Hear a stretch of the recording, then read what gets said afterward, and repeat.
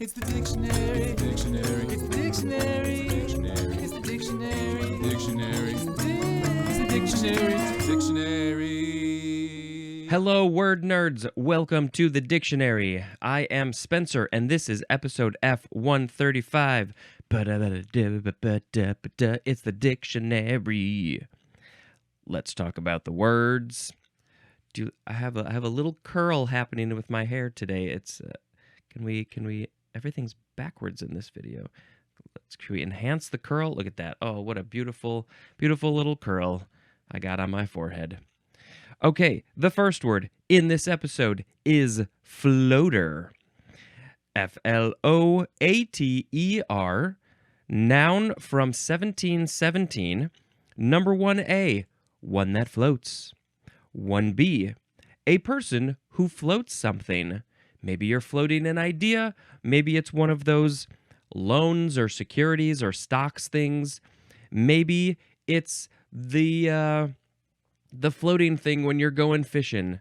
You can be a floater if you are floating something. Just going to put a boat in the water. Number 2, a person who votes illegally in various polling places. It's like they're floating from place to place to place to place. Some people say that this is a common thing, and it is not a common thing. I've heard that the stats are very, very low. There's not a lot of people who are illegally voting in various polling places or voting as people who are dead or other things. It's not nearly as common as people think. Number 3A, a person without a permanent residence or regular employment. Yeah, it's just the idea of them floating from place to place. Maybe they're sleeping on people's couches. Maybe they're couch surfing, floating on couches. 3B, a worker who moves from job to job, especially one without fixed duties. They don't have fixed duties at all. They have loose duties. Number 4, a pitched, thrown, or hit ball that moves through the air relatively slowly with little or no spin or rotation. Oh, they hit the ball and it's a floater. It's just floating through the sky and it's going up and up and up and now it's in space and it's never coming down. That's a floater? When the ball just sort of moves straight, I guess. It's not spinning or anything. It just burp. It's like it's floating across the sky. Number 5, a policy ensuring specific items of personal property, and examples of those personal property would be jewelry or art. The policy ensuring those specific items is the floater policy. Why is it called floater? Don't know. Number 6. This is a long one. A bit of optical debris as a dead cell or cell fragment in the vitreous humor or lens that may be perceived as a spot before the eye. Also, a spot in the visual field due to such debris. And this is usually used in plural. And you have probably seen these. There's just floaters in the eye. When you look off, maybe you look off to, like right now I'm looking at a white wall, and I don't see any floaters. I'm just sort of staring. Wait, I think I see one. The thing is, because they're not dead center in your eye, they're off to the side a little bit. As soon as you try and look at them, your eyeball moves, and it always moves in relationship to where your eye is. So you can never look directly at them. Let's see, can I see any other floaters? I'm tilting down so I can still be in front of the microphone. I thought I saw something. Maybe there's one over there. I think there's one that's going by right in the front. Yeah, the longer you look, the more you will see floaters. Especially if you look up at the sky, the bright blue sky, you'll probably see some good floaters. I remember years and years ago when I was a kid having a conversation about floaters with my dad and my sister. I don't know how it came up, but we did. So what are they? Optical debris. It's like a dead cell or a cell fragment. So you are literally seeing a dead cell, because cells are constantly multiplying and dying. That's just happening in your body all the time.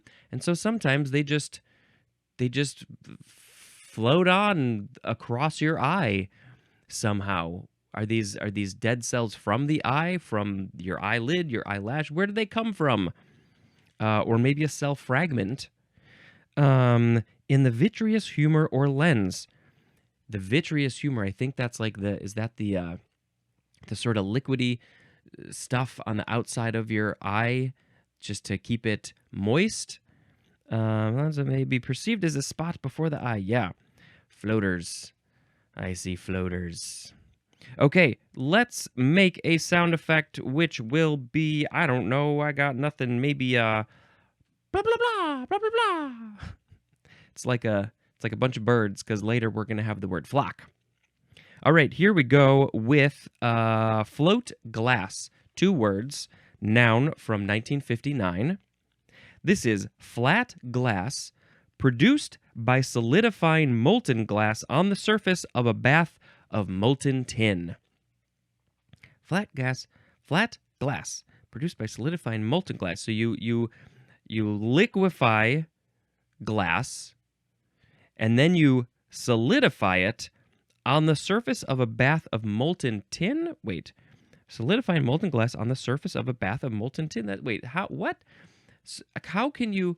Is the density of glass and tin so different that if you put molten glass, liquid glass, on liquid tin, that the glass is going to stay on the top and then harden, solidify?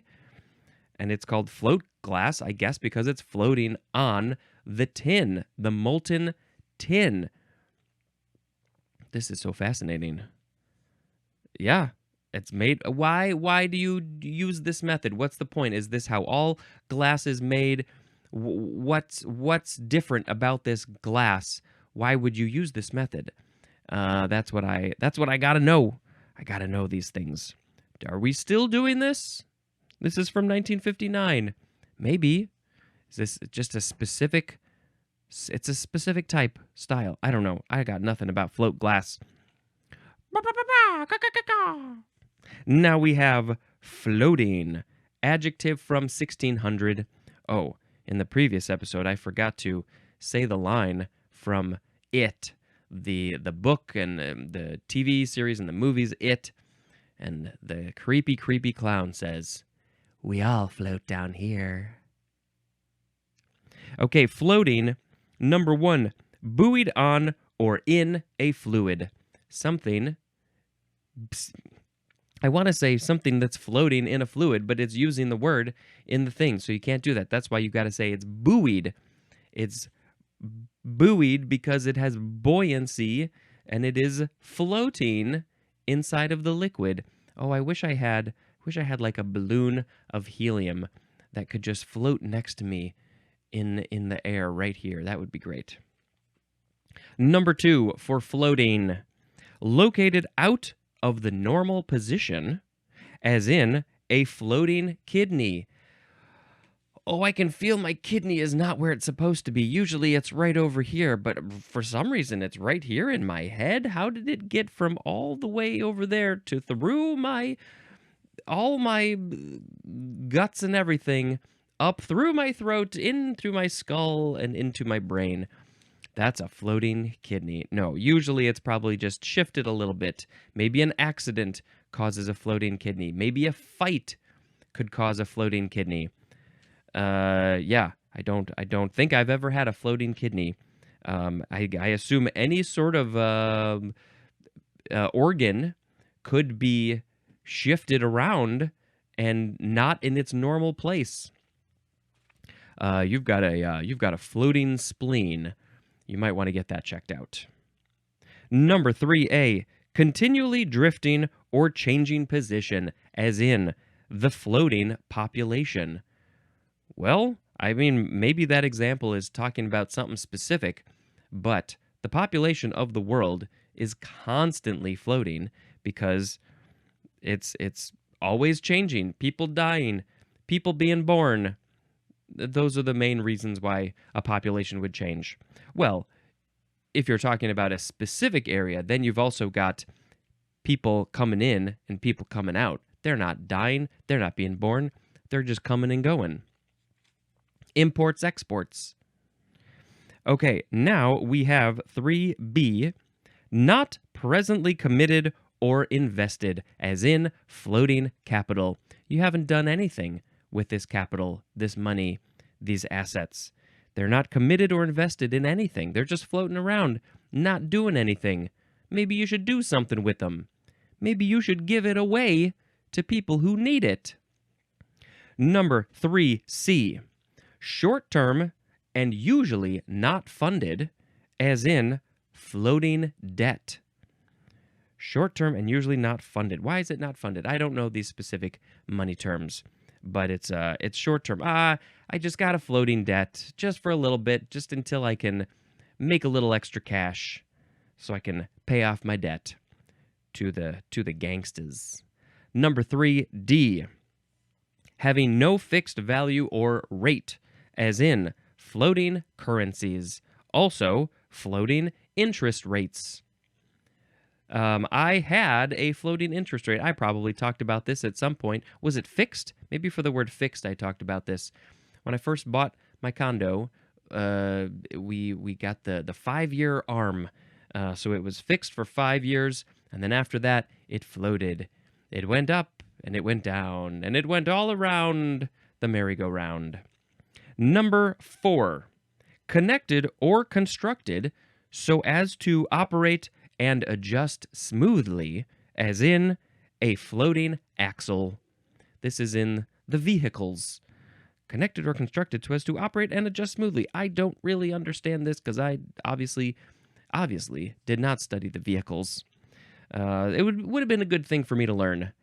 Just so I could learn about floating axles. That's really the only thing I need to know about cars.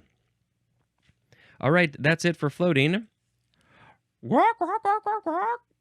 Is that a bird sound? I'm not sure.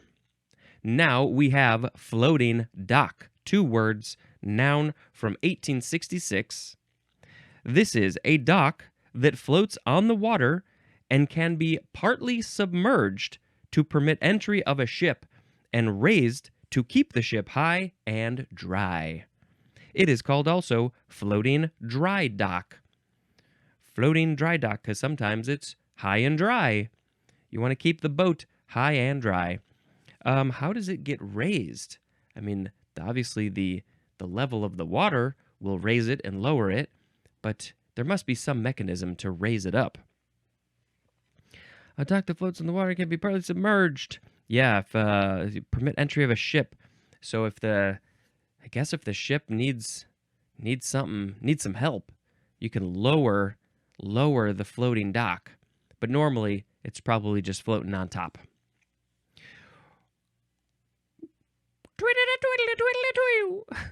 Now we have floating island, 2 words, noun from 1771. A dessert, consisting of custard with floating masses of beaten egg whites. So you beat the egg whites, and then you just put them on top of the custard? And it's called a floating island. I don't think I ever heard of this one. I think it is time to look up a picture of this dessert. Let's see. Finding the keys, Floating island. When I saw the word dessert in the definition, I thought that maybe it was just out of the corner of my eye. I thought maybe it was desert, like a deserted island. But no. This is a okay. I got a picture now. So we got a custard. It looks like a liquidy custard, and then this picture has 4 or 5 plops of this beaten egg white. It's kind of like looks like a meringue kind of consistency, and then they put some extra stuff on top. I don't know what that is. It looks sort of like a hardened drizzled caramel or some sort of sugary thing, and it's a floating island because these masses of beaten egg whites are just floating in the custard. Oh, that's what a way to go, just floating in custard. There also is, though, it looks like there's a page for actual floating islands. Now, I don't think we're going to see that here. No. A floating island is a mass of floating aquatic plants, mud, and peat, ranging in thickness from several centimeters to a few meters, sometimes referred to as tussocks, flotons, or suds. Floating islands are found in many parts of the world. They exist less commonly as an artificial island. So sometimes they're artificial, like human-made, but not as often. Floating islands are generally found on marshlands, lakes, and similar wetland locations, and can be many hectares in size. Wow. So yes, there is literally a thing called a floating island out there in nature, but also it's a dessert that you can eat. I would love to have a vegan version of this floating island dessert.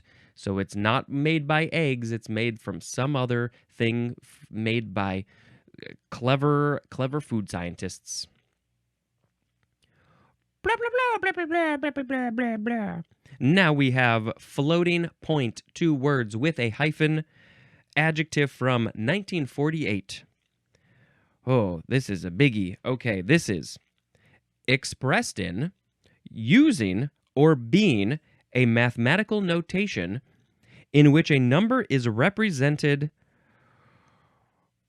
Where's the end of the... Oh, there. A number is represented by an integer or a decimal fraction multiplied by a power of the number base indicated by an exponent. It says compared to fixed point, which I would have talked about. Oh my gosh, did I go straight to the page? Yes, I did. Fixed point, which is involving or being a mathematical notation, like a decimal system, in which the point separating whole numbers and fractions is fixed. That one makes more sense to me. So what is floating point?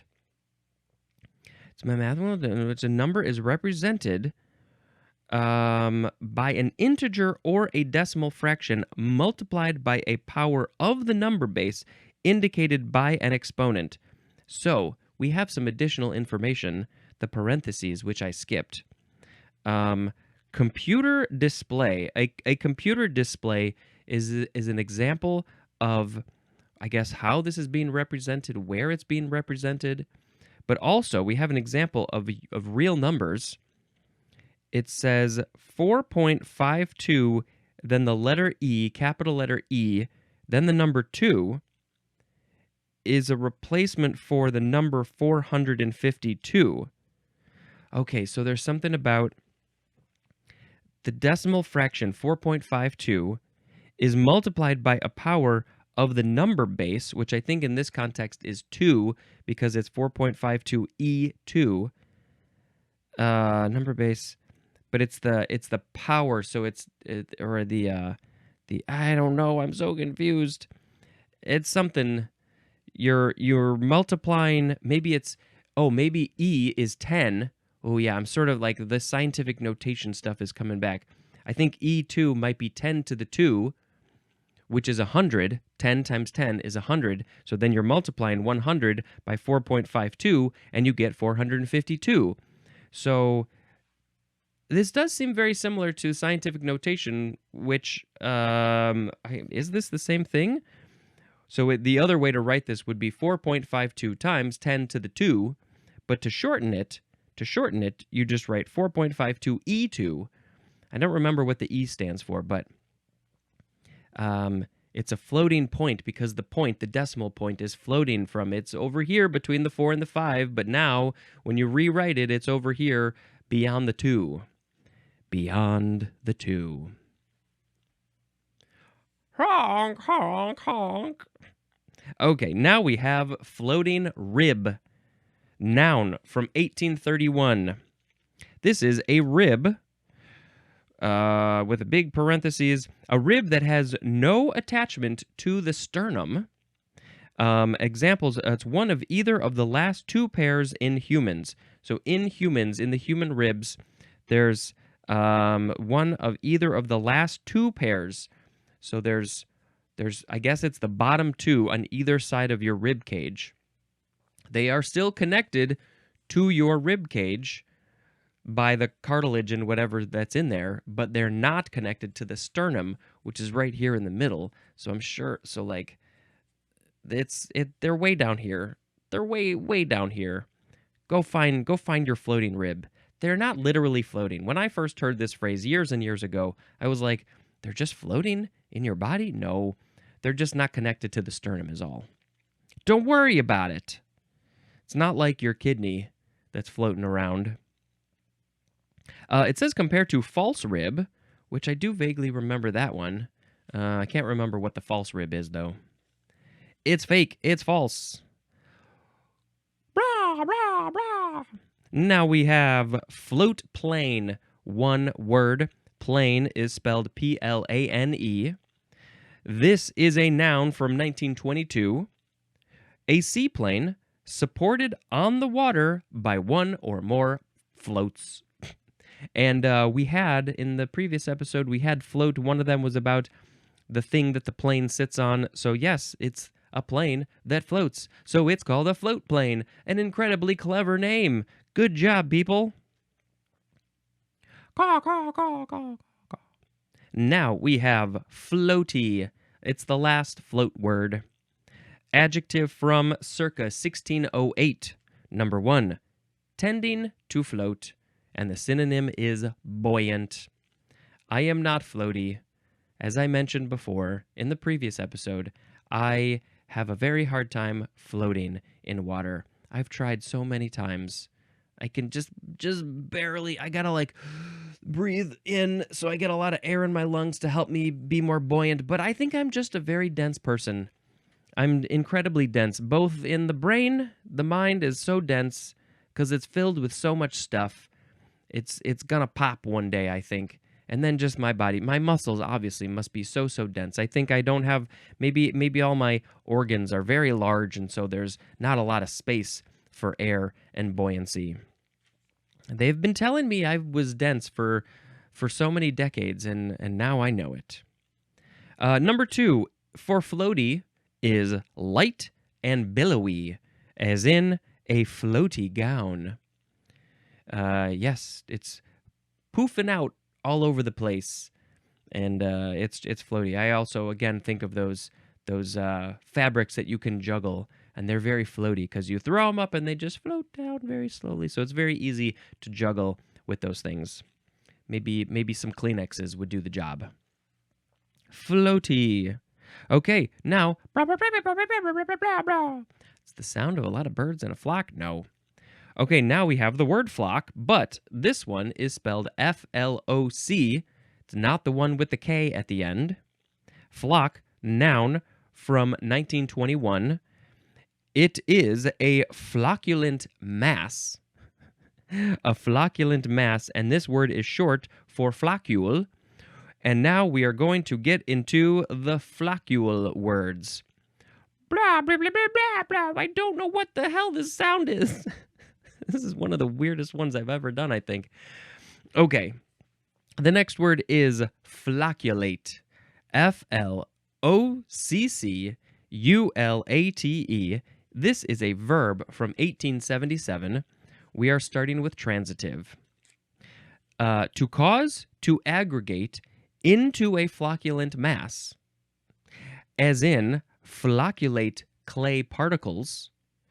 So you are taking all of those clay particles that you got sitting around. You've been saving these clay particles for years and years and years, and now you have enough clay particles. You can flocculate them, gather them up. You're causing to aggregate them. You're making them aggregate, come together into a flocculent mass. We're going to learn more about this. Don't you worry. Intransitive for flocculate is to become flocculent. Oh, don't mind me. I've just become flocculent. I got flocculated this morning, so I'm in a flocculent mass. Flocculent with an A-N-T is a noun. Flocculation is also a noun. And flocculator is again a noun.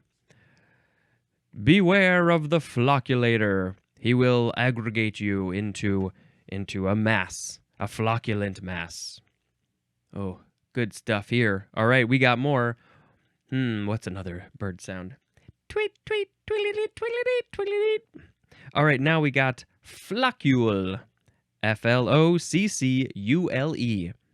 Noun from circa 1846. The synonym is just flock, which was the one that we had 2 words ago, which is a flocculent mass. So a flock and a floccule are both a flocculent mass. But you might be wondering, what is flocculent? I know a mass. I don't know flocculent.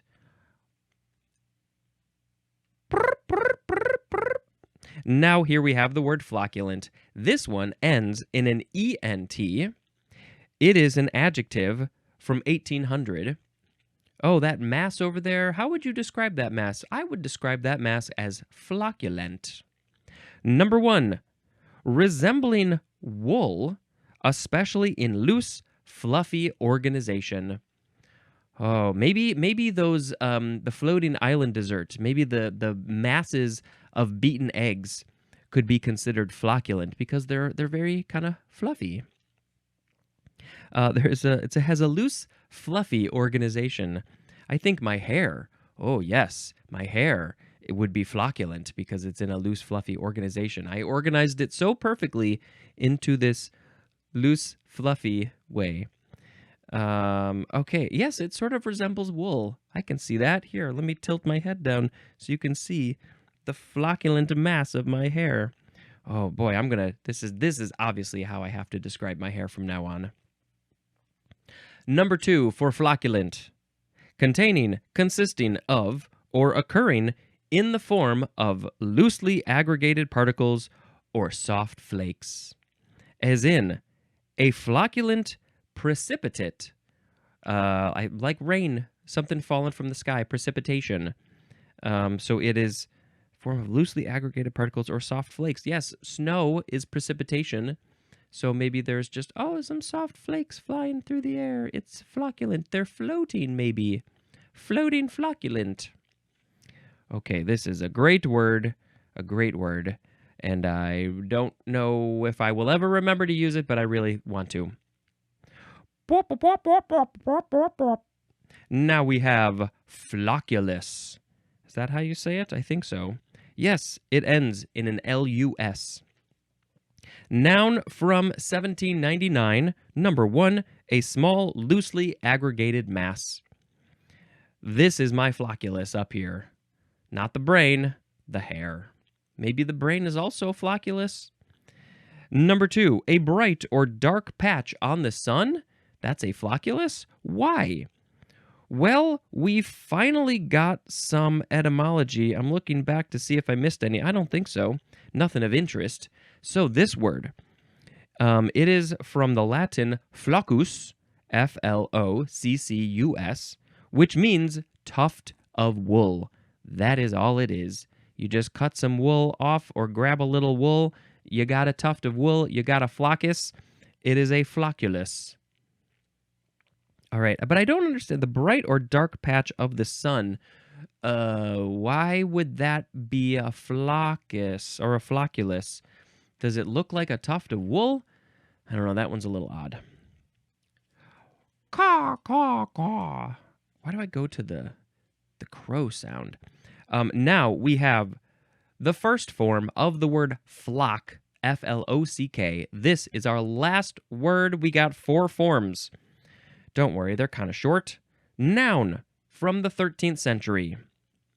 Number 1, a group of animals assembled or herded together. And examples of these animals are birds or sheep.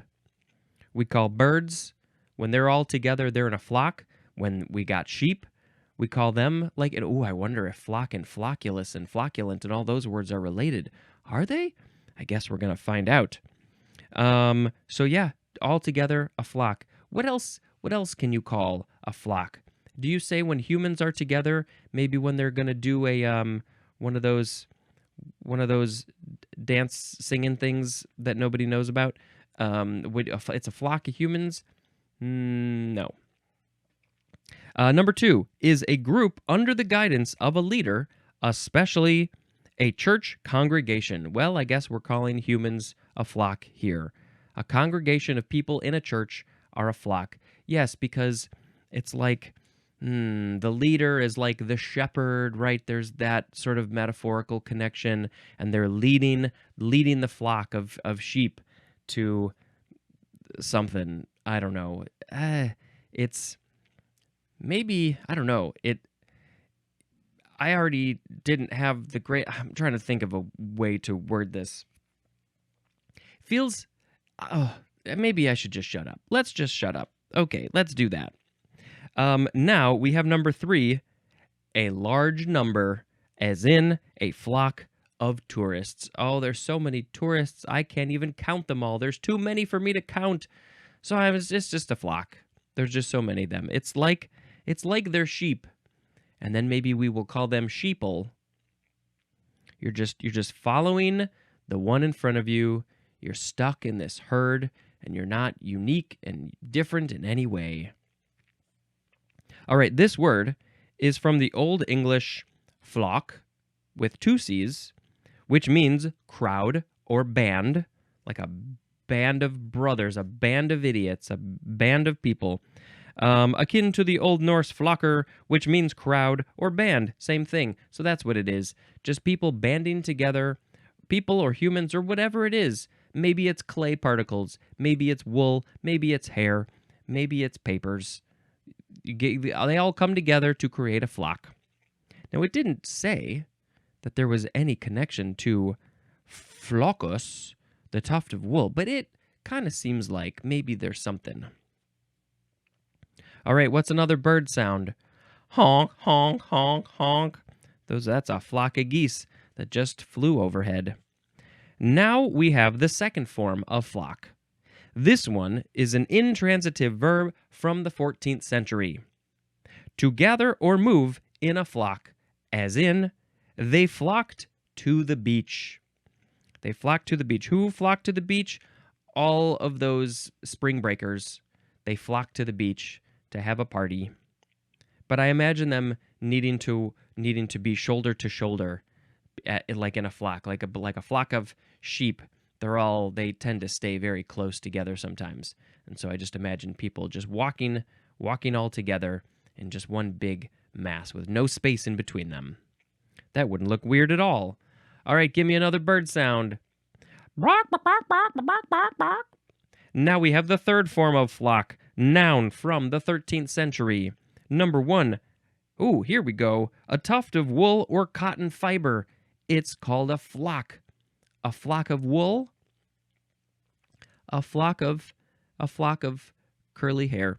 Number 2, woolen or cotton refuse used for stuffing furniture and mattresses. Yep, just all about that, the tuft of wool. Number 3, very short or pulverized fiber used especially to form a velvety pattern on cloth or paper or a protective covering on metal. Pulverized fiber used especially to form a velvety pattern on cloth? This one I'm not so sure about. I don't know about this flock. I'm sure I've seen it. I just didn't know the name. Number 4, the synonym is flock without the K, which, if we go back, is a flocculent mass. A mass of woolly, tufty stuff. And the last one, it sounds a little bit like the parents in Charlie Brown, the adults. The fourth form of flock is a transitive verb from 1530. Number 1, to fill with flock. So that would be the refuse, woolen, cotton refuse that you're stuffing mattresses and furniture and stuff with. So you're flocking the chair. Number 2, to decorate with flock. And that's probably the pulverized fiber, velvety pattern on cloth, paper, or metal. Okay, that's it. That is all of the stuff, all of the words. We did it. Congratulations. Here we go. It's time to pick a word of the episode. Today we had floater, float glass, floating, floating dock, floating island, floating point, floating rib, float plane, floaty, flock, flocculate, floccule, flocculent, flocculus, flock, flock, flock, flock. Okay, apologies, but I'm going to say something, I don't know, because of course we're all thinking of it. Back to the word floater. Sometimes when you're doing your business in the toilet, sometimes there's floaters. Oh, when you're done and you flush, yeah, there's still some floaters in there. Can you please go take care of your floaters? All right, just had to get that out of the brain because of course we were all thinking it. But I think the word of the episode is going to be either flocculent or flocculus. Which one do you prefer? Maybe let's pick flocculent. My hair is flocculent. My hair is very flocculent. And then I get a haircut. It's not flocculent anymore. When I grow my hair out, it's flocculent. Flocculent, flocculent. My hair is flocculent. All right, that's it. That's it. And now I'm going to tell you about a movie that I watched because I watched one yesterday. And you would think that we watched the next Jurassic Park movie, but we didn't. Instead, we went to the theater and we saw My Dead Friend Zoe. Wow, this is a kind of a heart-wrenching movie. There's some good comedy in it, but it is not a particularly happy movie. Yeah, there is a lot of comedy though. Definitely worth a watch. In fact, it is made by how much? Okay. The idea is that there's two women in the army, and you learn about their relationship, but you know from the beginning that one of them has died, and My Dead Friend Zoe. That's the name of the movie. And it's really trying to bring awareness to the fact that a lot of people come back from the military with PTSD. Some people don't use the D word, PTS, post-traumatic stress disorder, whatever you want to add to that. And that they come back with these mental issues dealing with this, the trauma that they have witnessed in the military. And a lot of them over the decades take their life from suicide afterwards. And since 2019, those numbers have been going down because of talk therapy, getting together with friends or groups or whatever and talking about this and getting it out of their system. And which is obviously so good that they're working through this stuff and not taking their own life. And that's what this is all about. And I don't know. I feel like it's possible I gave a little bit too much away, but you know what? It's still worth a watch. And the filmmakers are actually trying to get this out and to give free tickets to people so they can see it, especially military people. And it was made by somebody in the military who went through this with a couple of people that he was in the military with. So definitely worth a watch. My Dead Friend Zoe. You're going to get the sad and you're going to get the sillies. You're going to get them all together, the laughters. And I think that's a good movie when you can get all sides. All right. This is the end of the episode. Thank you very much for checking out this show. And until next time, this has been Spencer dispensing information. Goodbye.